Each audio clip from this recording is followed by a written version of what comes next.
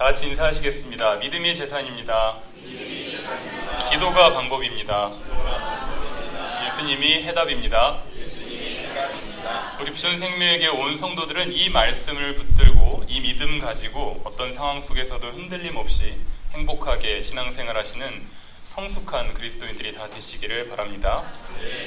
오늘 약간 에피소드가 있었네요. 요한 1서 말씀인데 요한복음 4장으로 읽으실 뻔해서 제가 혹시 무슨 내용인가 봤더니 사랑이 사랑을 낳는다는데 내가 남편이 5이 있었고 지금도 그 남편이 아니니 사랑이 잘못 나올 뻔했습니다. 오늘 말씀은 요한 1서 말씀인데 오늘 말씀이 좀 재밌지 않아서 어떡하나 했는데 예배 시작 전에 이렇게 웃게 해주셔서 감사합니다. 오늘 말씀을 준비하면서 제가 한 주 동안 또 한 달 동안 고민했던 것은 제가 공부하고 또 제 신앙생활의 길잡이로 삼은 이 사랑이라는 것을 어떻게 하면 내가 내 자녀에게 잘 가르치고 이 아이가 사랑의 믿음의 계대를 이어가면서 살 수 있을까라는 고민을 하면서 이 말씀을 준비해 보았습니다. 그러면서 우리 부천 생명의 교회 성도들도 우리가 하나님의 사랑을 받은 우리가 어떻게 사랑을 전할 수 있는지, 또 우리의 다음 세대가 어떻게 또 사랑의 사람이 될 수 있는지, 그것을 위해서 어떻게 노력해야 될지를 한번 고민해 보는 그런 시간이 다 되었으면 좋겠습니다. 그리스도인들은 어떤 사람들일까요? 그리스도인으로서 우리 자신은 어떤 사람으로 우리를 설명할 수 있을까요? 초대교회에서는 예수 그리스도에 대한 믿음을 선포하는 것이 곧 그리스도인의 핵심이라고 이야기했습니다. 예수님께서 하나님께서 구약시대부터 약속하셨던 메시아이시며 예수님이 곧 인간의 몸으로 이 땅에 오신 하나님이심을 믿는 사람들, 그 사람들을 일컬어 그리스도인들이라고 이야기했습니다. 요한 공동체도 보니까 이것을 분명히 하고 있습니다. 요한일서 4장 2절에서 3절까지 말씀을 보면 이로써 너희가 하나님의 영을 알지니 곧 예수 그리스도께서 육체로 오신 것을 시인하는 영마다 하나님께 속한 것이요 예수를 시인하지 아니하는 영마다 하나님께 속한 것이 아니니 이것이 곧 적 그리스도의 영이니라. 오리라 한 말을 너희가 들었거니와 지금 벌써 세상에 있느니라. 아멘. 또 요한일서 4장 15절을 보면 누구든지 예수를 하나님의 아들이라 시인하면 하나님이 그의 안에 거하시고 그도 하나님 안에 거하느니라. 아멘. 결국 믿음의 고백이 우리 신앙생활의 핵심이 된다는 말입니다. 바울 또한 그리스도인의 정체성에 대해서 믿음이 얼마나 중요한지, 믿음의 고백이 얼마나 중요한지를 강조합니다. 로마서 10장에 보면 그러면 무엇을 말하느냐? 말씀이 내게 가까워 내 입에 있으며 내 마음에 있다 하였으니 곧 우리가 전파하는 믿음의 말씀이라. 내가 만일 내 입으로 예수를 주로 시인하며 또 하나님께서 그를 죽은 자 가운데서 살리신 것을 내 마음에 믿으면 구원을 받으리라. 사람이 마음으로 믿어 의에 이르고 입으로 시인하여 구원에 이르느니라. 아멘. 그러니 그리스도인들에게 이 믿음의 고백이 얼마나 중요하단 말이겠습니까? 근데 믿음의 고백만으론 우리가 그리스도인이라고 이야기하는 것은 부족합니다. 물론 우리가 그리스도를 구주라고, 예수님을 구주로 고백하는 것 또한 성령님께서 우리를 인도하심으로써 가능하게 되는 것이고 우리의 믿음을 볼 수 있는 중요한 척도가 되지만 그것만으로는 우리 그리스도인의 정체성을 확증하기에는 부족합니다. 우리는 예수님께서 전하신 복음의 말씀, 그리고 예수님께서 행하신 것들을 따라 살아야만 합니다. 그렇게 살도록 노력해야 합니다. 성경에 보니까 요한 공동체는 특히 사랑하라, 서로 사랑하라는 그 예수님의 계명에 더욱 집중하고 있는 것을 볼 수 있습니다. 요한 공동체는 사랑 그 자체이신 하나님으로부터 받은 사랑하라는 계명을 지킴으로써 스스로 그리스도인임을 확증했습니다.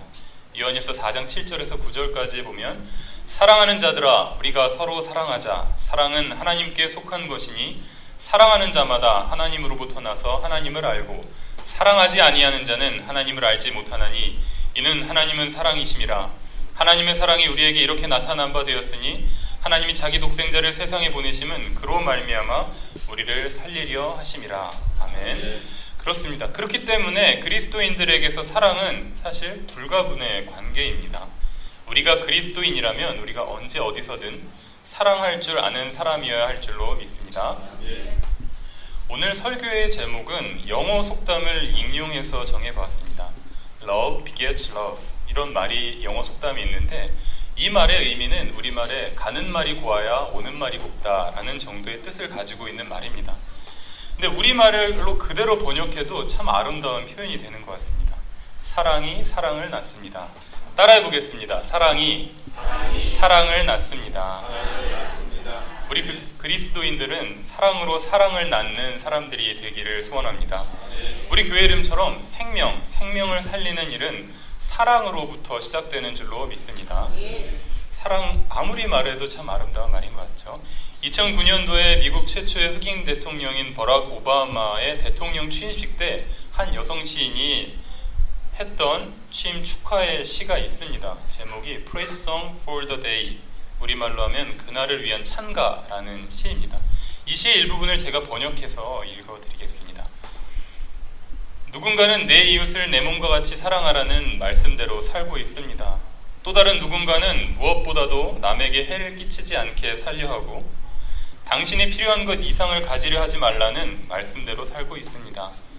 만약 사랑이 우리가 알고 있는 가장 강력한 단어라면 어떨까요?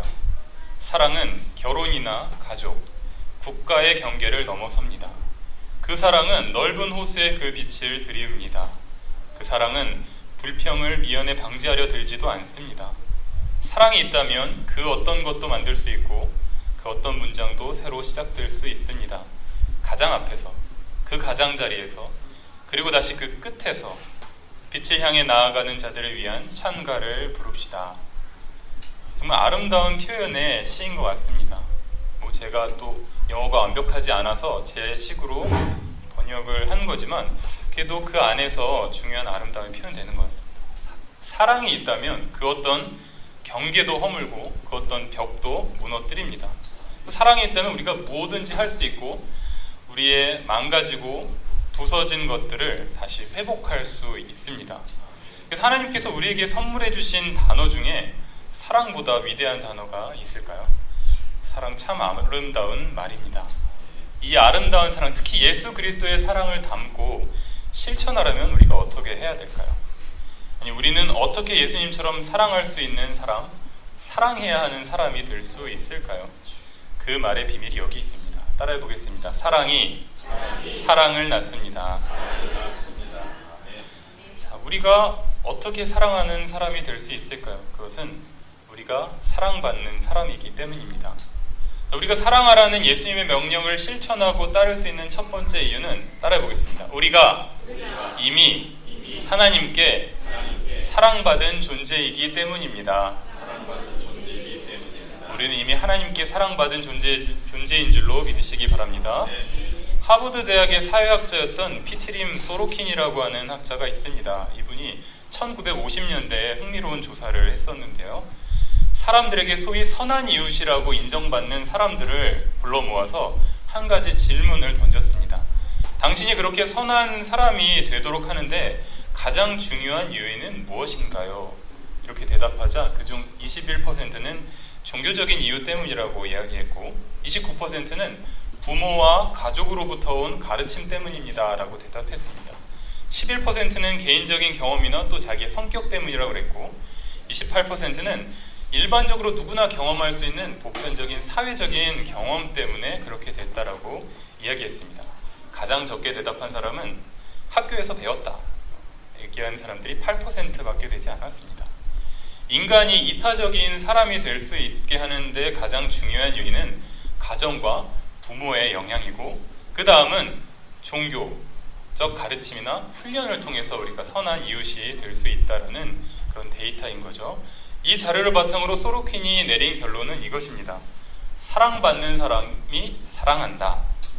따라해 보겠습니다. 사랑받는 사람이 사랑합니다. 우리는 모두 사랑받은 사람들입니다. 우리는 모두 이 땅에 태어나기 전부터 하나님께 사랑받은 존재입니다. 사실 우리가 깨닫든 깨닫지 못하든 하나님이 우리를 먼저 사랑하셨다는 것은 분명한 사실입니다. 왜냐하면 하나님이 곧 사랑이시기 때문입니다. 하나님께서 하신 모든 일들은 전부 우리를 사랑하시기 때문에 하신 것입니다. 요한복음 3장 16절을 보면 하나님이 세상을 이처럼 사랑하사 독생자를 주셨으니 이는 저를 믿는 자마다 멸망하지 않고 영생을 얻게 하려 하심이라. 아멘. 우리는 하나님께서 이 세상을 창조하셨음을 고백하고 믿고 있습니다. 우리를 위해 창조 때부터 믿음의 역사를 이루어 주셨고 우리를 위해 이 땅에 오셔서 고난받으시고 부활하셨습니다. 요한은 분명하게 고백합니다. 요한일서 4장 10절과 19절 말씀을 보면 사랑은 여기 있으니 우리가 하나님을 사랑한 것이 아니요 하나님이 우리를 사랑하사 우리 죄를 속하기 위하여 화목제물로 그 아들을 보내셨음이라. 우리가 사랑함은 그가 먼저 우리를 사랑하셨습니다. 아멘. 우리는 이미 하나님께 사랑받은 존재입니다. 이전부터 사랑받아왔고 지금도 사랑받고 있고 앞으로도 사랑받을 존재입니다. 하나님께로부터 말이죠. 그렇기 때문에 우리가 예수님처럼 사랑할 수 있는 기초가 그곳에 있는 것입니다. 우리가 사랑받았다고 깨닫기 이전부터 하나님은 우리를 사랑하고 계십니다. 그러나 우리가 하나님께 사랑받고 있는 사실을 깨닫지 못한다면 우리는 사랑을 실천할 수 없겠죠. 우리가 사랑하라는 계명을 실제로 실천하기 위해서는 우리가 이미 사랑받은 존재임을 깨달아야 할 줄로 믿습니다. 내가 사랑받았다는 사실을 알 때에 비로소 우리도 사랑할 수 있는 능력을 가질 수 있는 것입니다. 우리가 사랑받는 사실을 깨닫지 못한다면 예수님처럼 사랑할 능력과 가능성을 가지고 있으면서도 그것을 발휘하지 못하고 사는 것과 마찬가지입니다. 사랑을 받았다는 사실을 깨달음으로 우리도 사랑하는 사람이 됩니다.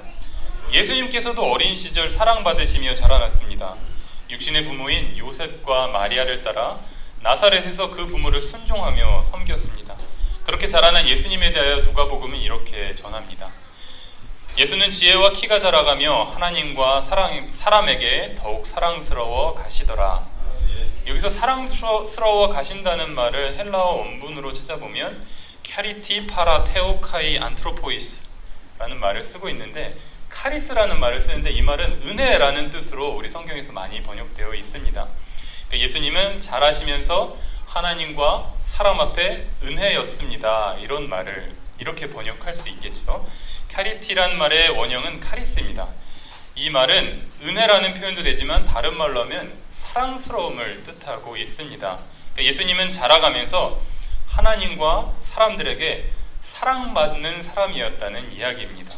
그러니까 예수님도 사랑을 받으셨기 때문에 사랑할 수 있는 사람이 된 것이겠죠.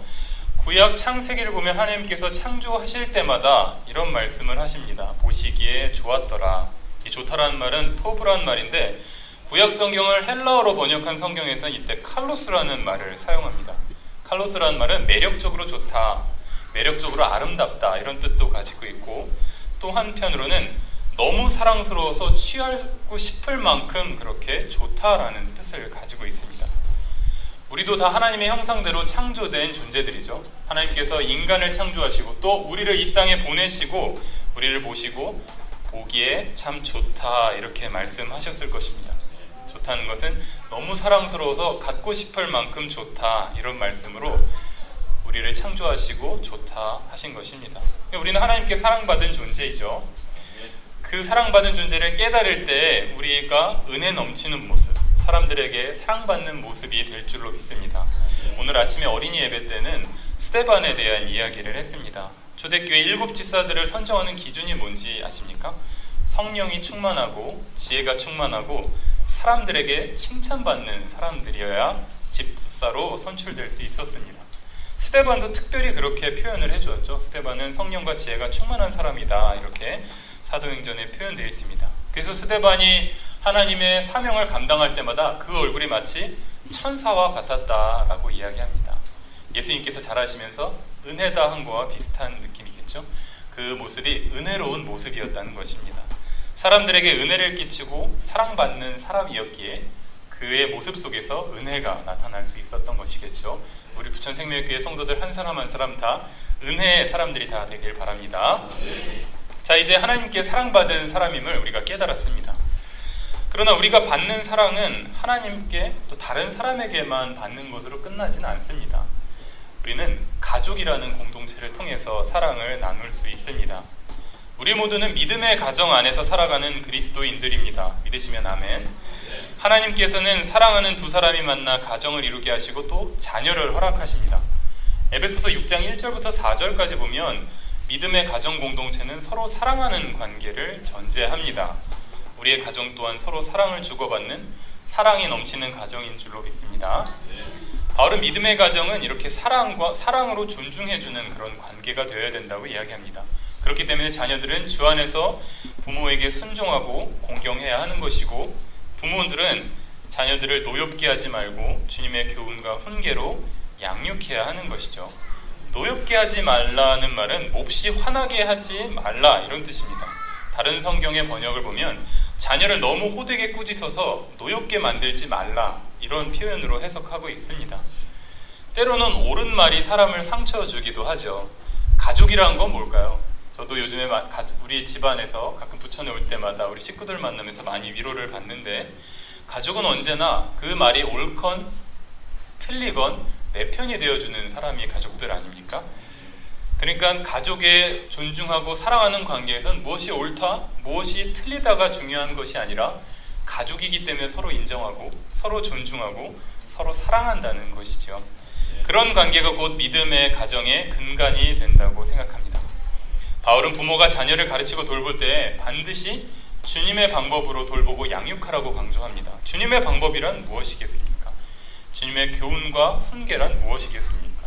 예수님께서 전하신 말씀, 예수님께서 행하신 것을 바탕으로 자녀를 가르치라는 말이겠죠.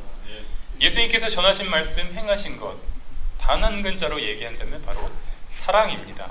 결국 자녀들을 양육할 때 사랑으로, 무슨 일이든 사랑으로 양육을 하라는 말씀입니다. 소로킨의 연구 결과를 아까 얘기했었죠. 한 사람이 선하고 사랑을 베풀 수 있는 사람이 되는데 부모와의 관계 경험이 굉장히 큰 영향을 미치기도 합니다. 하나님의 사랑을 보여주는 예표가 곧 부모님의 사랑인 줄로 믿습니다. 예수님께서 말씀하셨습니다. 마태복음 7장 9절에서 11절을 보면 너희 중에 누가 아들이 떡을 달라 하는데 돌을 주며 생선을 달라 하는데 뱀을 줄 사람이 있겠느냐? 너희가 악한 자라도 좋은 것으로 자식에게 줄 알거든. 하물며 하늘에 계신 너희 아버지께서 구하는 자에게 좋은 것으로 주시지 않겠느냐? 아멘. 사랑이 사랑을 낳듯이 우리가 받은 사랑을 통해 우리 다음 세대의 어린 자녀들에게도 사랑의 사람이 될 수 있는 기회를 허락해야 합니다. 그 아이들이 사랑의 사람으로 커나갈 수 있도록 양육해야 합니다. 이것이 바로 사랑이 사랑을 낳는 원리입니다. 그런데 사랑을 낳는 자는 또 가정 안에만 국한된 것은 아닙니다. 초대교회 그리스도인들은 하나님께서 보내주신 성령의 임재를 통해 교회 안에서 믿음의 가정을 이루었습니다. 주님의 사랑을 닮은 사랑의 사람들은 믿음의 공동체에서 나오게 됩니다. 우리 부천생명의 교회가 이런 믿음의 공동체, 사랑을 낳는 생명의 공동체인 줄로 믿습니다. 초대교회가 성장하고 부흥하면서 겪게 된 것은 거짓된 복음을 전하는 거짓 선지자들이 교회의 공동체에 침입했다는 것입니다. 요한 공동체도 마찬가지입니다. 요한은 이들을 구별하고 그리스도인이라는 믿음의 정체성을 지킬 것을 강조하면서 이야기합니다. 사랑하는 자들아, 우리가 서로 사랑하자. 또 사랑하는 자들아, 하나님이 이같이 우리를 사랑하셨은즉 우리가 서로 사랑하는 것이 마땅하도다. 우리 교회가 진정한 믿음의 공동체라면 서로 사랑하는 일에 집중하는 우리 성도들 한 사람 한 사람이 다 되어야 할 줄로 믿습니다. 믿음의 공동체는 서로 존중하고 서로를 사랑하는 그런 공동체입니다. 우리 부천생명의 교회가 사랑으로 사랑을 낳는 교회, 사랑으로 사랑을 낳는 믿음의 공동체가 되려면 모일 때마다 사랑이 넘치고 사랑의 언어를 나누고 사랑의 인사를 나누며 사랑의 대화를 나누는 공동체가 되어야 할 줄로 믿습니다. 사랑이 사랑을 낳습니다. 이 원리는 우리가 하나님께로부터 먼저 사랑받았음을 깨닫는 데서부터 시작하고, 또 우리가 사랑을 받는 존재이기 때문에 우리가 사랑할 수 있는 존재로 이어지는 것입니다. 가정에서는 부모와 자녀가 서로 존중하며 사랑합니다. 하나님의 사랑을 닮은 엄마 아빠의 사랑으로 자녀들은 또한 온전한 믿음의 사람, 사랑의 사람으로 자라납니다. 또한 교회를 통해 믿음의 공동체 안에서 서로 사랑하면서 하나님께서 우리를 불러주신 사명을 기억하고 우리가 그리스도인임을 확증할 수 있습니다. 하나님의 사랑이 예수 그리스도 안에 있는 우리 모두의 사랑을 낳습니다. 믿으시면 아멘. 자, 이제 오늘 말씀을 마무리하겠습니다. 사랑이 사랑을 낳습니다. 이 말은 사랑받은 사람이 사랑할 수 있다는 말입니다. 아니, 그저 사랑할 수 있다는 말로 끝나면 안 되겠죠. 우리 하나님의 자녀들은 사랑을 받았기에 또 마땅히 사랑을 해야만 하는 사람들인 줄로 믿습니다. 하나님의 사랑을 받은 우리를 통해 나와야 될 사랑이란 무엇일까요? 예수님께서 보여주신 사랑입니다. 그 사랑이란 무엇일까요? 오래 참고 온유하며 시기하지 않고 교만하지 않고 무례하지 않고 이기적이지 않고 성내거나 악한 것을 생각하지 않는 사랑, 불의를 기뻐하지 않고 진리를 추구하며 모든 것을 견뎌내는 그런 완전한 사랑인 줄로 믿습니다. 우리 그리스도인들은 이렇게 사랑해야 할 의무가 있습니다. 사랑이 사랑을 낳는 마지막 단계는 우리가 사랑을 행할 때입니다. 우리가 사랑의 행실을 맺을 때입니다. 요즘 같은 때에 사랑을 한다고요? 그렇게 낭만적으로 살 수 있는 시대가 아닙니다. 누군가는 우리 그리스도인들 향해 이렇게 비판을 할지도 모릅니다. 그러나 하나님만큼 낭만적인 분이 있으실까요? 그렇기 때문에 하나님은 우리를 당신의 형상으로 창조하셨고 우리의 지은 죄로 말미암아 우리를 멸망시키는 것이 아니라 스스로 오셔서 대신 죽으시고 부활의 첫 열매가 되신 분이십니다. 우리가 하나님의 형상대로 창조되었다는 것은 무슨 말을 뜻할까요? 우리가 곧 하나님의 이미지대로 창조되었다는 말입니다. 하나님의 이미지란 무엇일까요? 누군가는 심판의 이미지, 누군가는 두려운 분, 누군가는 권위적인 분으로 하나님을 생각할 수 있습니다. 그러나 하나님의 진정한 이미지는 바로 사랑이십니다. 그리고 그 사랑의 형상을 우리에게 허락하셨습니다. 우리를 당신의 형상으로 창조하실 만큼 우리를 사랑하셨으니 우리도 서로 사랑하는 것이 마땅한 줄로 믿습니다. 또한 우리가 그리스도인임을 확증하는 방법은 곧 사랑하는 것입니다. 요한일서 4장 7절과 8절 말씀을 보겠습니다. 사랑하는 자들아, 우리가 서로 사랑하자. 사랑은 하나님께 속한 것이니 사랑하는 자마다 하나님으로부터 나서 하나님을 알고 사랑하지 아니하는 자는 하나님을 알지 못하나니 이는 하나님은 사랑이심이라. 아멘. 요한일서 4장 20절과 21절 말씀을 보겠습니다. 누구든지 하나님을 사랑하노라 하고 그 형제를 미워하면 이는 거짓말하는 자니 보는 바 그 형제를 사랑하지 아니하는 자는 보지 못하는 바 하나님을 사랑할 수 없느니라. 우리가 이 계명을 주께 받았나니 하나님을 사랑하는 자는 또한 그 형제를 사랑할지니라. 아멘. 우리가 사랑을 저버린다면 우린 더 이상 그리스도인이 아닙니다. 세상 사람들과 다를 바가 없습니다. 예수님처럼 용서하고 도와주고 양보하고 배려하는 사랑을 할 때야 비로소 우리가 그리스도인임을 세상에 보여줄 수 있는 것입니다. 세상 속에 숨어서 지내는 소심한 그리스도인이 아니라 사랑을 함으로써 세상에 빛을 비추고 세상의 소금이 되는 온전한 믿음의 사람이 될 줄로 믿습니다. 우리 부천생명교회 성도들 모두는 사랑을 함으로 세상에 빛이 되는 주의 자녀인 줄로 믿습니다. 사랑이 사랑을 낳습니다.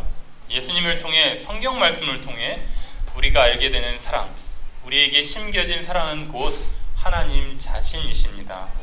예수님의 말씀과 예수님의 삶 그 자체입니다. 그러한 사랑이 심겨진 밭이 바로 우리들입니다. 이제 우리가 우리 안에서 그 사랑에 싹을 틔우고 자라나서 또 다른 사랑을 낳아야만 합니다. 우리를 통해 나타나야 할 사랑은 어떤 사랑이어야 할까요? 하나님께서 심어주신 사랑은 절대 도구가 되어서는 안 됩니다. 사랑은 도구가 아닙니다. 사랑은 그 자체가 우리 삶의 목적이 되어야 합니다. 사랑이 도구라면 하나님도 우리의 도구가 되는 셈이죠. 나의 이익, 나의 행복, 나의 안녕, 나의 생각을 정당하게 사랑을 하는 것은 옳지 않습니다. 물론 사랑을 하면 사랑을 하지 않는 사람보다 행복할 수 있습니다. 그러나 행복하기 위해 사랑해서는 안 됩니다. 행복하기 위해 누군가를 사랑한다면 우리는 금방 지치고 실망하게 될 것입니다. 왜냐하면 우리가 사랑하려는 그 사람이 우리를 만족시켜 줄 수 없기 때문입니다. 예수님은 우리에게 만족을 느끼시려고 십자가에 돌아가시고 죽으신 것이 아닙니다. 만약에 그것을 위해서 예수님께서 십자가에 돌아가셨다면 예수님은 철저한 실패자입니다. 왜냐하면 예수님께서 그렇게 사랑하셨음에도 불구하고 우리는 여전히 늘 유혹에 넘어지고 시험에 빠지고 죄를 짓기 때문입니다. 예수님은 그저 예수님 자신이 사랑이시기 때문에 사랑의 삶을 사신 것입니다. 또한 사랑은 우리의 능력도 아닙니다. 내가 능력이 있어서 베푸는 것이 아닙니다. 사랑은 베푸는 것이 아닙니다. 능력이 없지만 하나님의 인도하심을 따라 성령에 붙들려서 행하는 것입니다. 우리로서는 절대 사랑할 수 없습니다. 우리로서는 절대 예수님의 완전한 사랑을 따라갈 수 없습니다. 그러할 능력이 없습니다. 그러나 하나님께서 우리에게 능력을 주시고 예수님의 사랑을 따라갈 수 있도록 인도하시고 계십니다. 사랑은 그 자체가 목적입니다. 하나님이 사랑이시기 때문입니다. 요즘처럼 누군가를 사랑하기 어렵고 또 용서하기 어려운 그러한 세태 속에서도 예수님께서 보여주신 참된 사랑, 성경 말씀을 통해 드러나는 하나님의 사랑을 늘 깨닫고 늘 기억하고 우리를 통해 사랑이 사랑을 낳는 기적을 이루어 나가는 주님의 자녀들이 다 되기를 소원합니다. 다 같이 기도하시겠습니다. 사랑의 하나님, 우리를 창조하시고 세상에 보내주시고 우리가 살아갈 수 있도록 생명을 주신 주님, 주님께서 우리에게 심어주신 그 사랑을 깨닫게 하소서. 그리고 사랑이 사랑을 낳는 도구로 우리를 써주소서. 우리가 주님께 사랑받는 존재임을 다시 한번 기억하고 사람들에게도 존중받고 칭찬받고 사랑받을 만한 사랑의 사람이 되게 하소서. 그리고 사랑받은 만큼 사랑할 수 있는 주의 자녀가 되게 하소서. 나를 상처 주고 나에게 잘못한 사람을 용서할 수 있는 온유하며 관대한 사랑을 허락하시고 언제나 하나님만 높이고 자신을 드러내지 않는 겸손한 마음을 주시며 나의 이익을 구하기보다 다른 사람을 먼저 생각하고 불의를 따르지 않고 진리의 말씀, 정의의 말씀에만 즐거워하는 참된 사랑의 삶을 살게 하소서. 모든 것을 견뎌내고 주님을 언제나 믿으며 의지하는 믿음도 허락하소서. 사랑이 사랑을 낳는 기적에 참여하는 주의 자녀들이 다 되게 하소서. 우리 부천 생명의 교회가 사랑함으로 이 지역사회와 이 나라와 온 세계의 생명을 살리는 주님의 교회가 되게 하소서. 예수님의 이름으로 기도합니다. 아멘.